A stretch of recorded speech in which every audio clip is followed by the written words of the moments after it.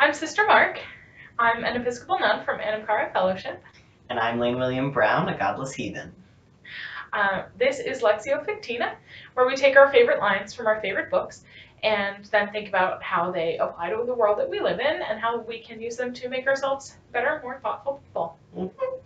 So we're currently reading Good Omens, which is by the amazing Neil Gaiman and Terry Pratchett, and it's a delightful little comedy about the apocalypse and the end of the world. And yeah, that about sums it up. So what passage did you choose today?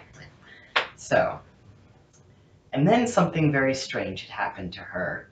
Left alone in a rambling building, working from one of the few undamaged rooms, arguing with men with cigarette stubs behind their ears and plaster dust on their trousers, and the kind of pocket calculator that comes up with different answers if the sums involved are in used notes, she discovered something she never knew existed.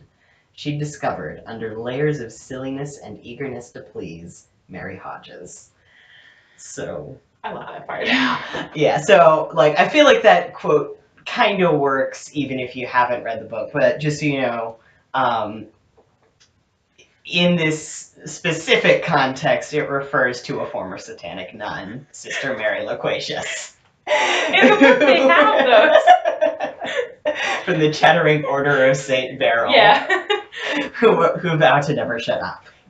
Yeah. It's like the opposite of a vow I'm of going to need to silence. open the door. We are filming from inside my bathroom, and the cats would like to get in. So, I'm still realizing that. That's really sad. Are you coming in? Come here. Come here. I'm afraid to pick you up, but come this way and I'll show you. Oh, sorry, baby. There's going to be a cat cameo. This YouTube is loves Kobe. that. This is Kobe. He's wonderful. He's my boy. All right, so do you want to tell us what you think about the quote? No, because I picked it, so you go first. So I'm going first. I assumed we'd relax after one or two of these. Okay, there you go. Get down. I loved this because I feel like it really speaks to where I am in my life. Mm-hmm. So eventually we're going to do videos introducing ourselves more as people. And I'll talk more about it then, but obviously the changes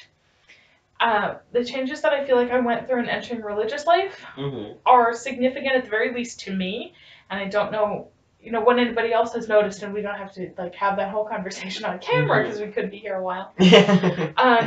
Plus, we both kind of know it. Yeah. This is true. But for this character, she goes into satanic life. It's explained earlier in the book, basically because she thinks she'll fit in there. She talks all the time anyway, and she's kind of empty-headed. And she ends up in this satanic order, which runs a hospital, because they apparently knew 3 nuns, and they based the satanic order off of them. Just because she thinks she'll fit in there, and she doesn't really think about what else she might want out of life. And then the hospital burns down thanks to a couple of demons, and in being the only person left there as the order disbands, she realizes that she's all this other stuff too, and she really grows and becomes who she is as a person. And just like the satanic nuns are an inversion of what you would find in my order, I say in the disclaimer at the end of this video, I can't speak for anybody but me, but the satanic nuns are satanic, and they take a vow of chattiness, and presumably they're having lots and lots of illicit sex, which would be a positive in a satanic order, where it's generally considered a negative in traditional Christian orders. And they've probably got lots of money stashed up somewhere. But she comes into who she is by leaving this safe, cloistered world where she had been existing. And the other thing that they say about Satanists is that they're like many Christians in that they show up to their equivalent of services once a week, and then they go home and they don't do anything particularly evil the rest of the week. Like many folks who regularly attend church, don't really think about it except for an hour on Sunday mornings. So she goes from doing what's expected of her, where she's comfortable, not really thinking about who she is as a person or what else her life could be. And then when that all falls away, she becomes this different person. She grows and she becomes somebody new. And she's not Sister Mary Loquacious anymore. She goes by her, I was going to say baptismal name, but I'm sure it's not for Satanists. Her unbaptismal name? Maybe? Yeah. Mm-hmm. So I really like that here's somebody, this character who's going the opposite direction from everything I did.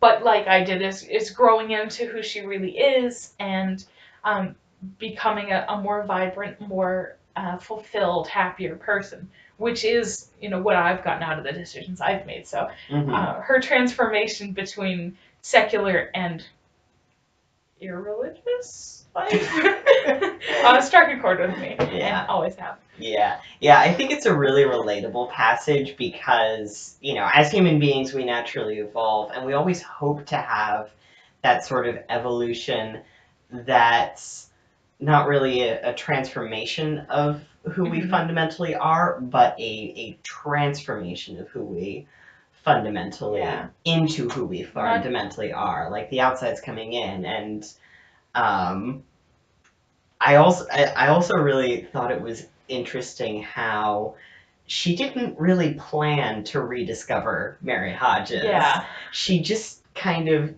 she followed this path based on, as you said, the kind of pre-existing assumptions about who she was and who she could be. And then she became, like, life didn't work out for her. Yeah. And she just kind of did what she had to do to survive and discovered this whole piece of her that she didn't realize was every bit as her as the other thing. And she learns how to be very savvy and practical and a businesswoman. She's good at all these things. She's very good at it, and she's very happy. And I also just really loved that there was, in the book, there isn't any kind of greater, this is objectively like the right sort of person. Yeah. It's just kind of celebrating the fact that she's become herself. Yeah. Yeah. And I love that. Yeah. Yeah. I like Mary Hodges. She's great. She's fun. She's really great. So is that your grand unifying thought, or that's my grand unifying thought? And it's kind of an easy passage to analyze. It's very obviously about transformation, but it's something that I think everybody can relate to in their own way. Absolutely. Yeah. So, and next we'll be reading a passage that you picked that I'm so excited for. All right, shall we let them go? Yes, we shall let them go. Until next time, have a lovely week. And keep overthinking shit.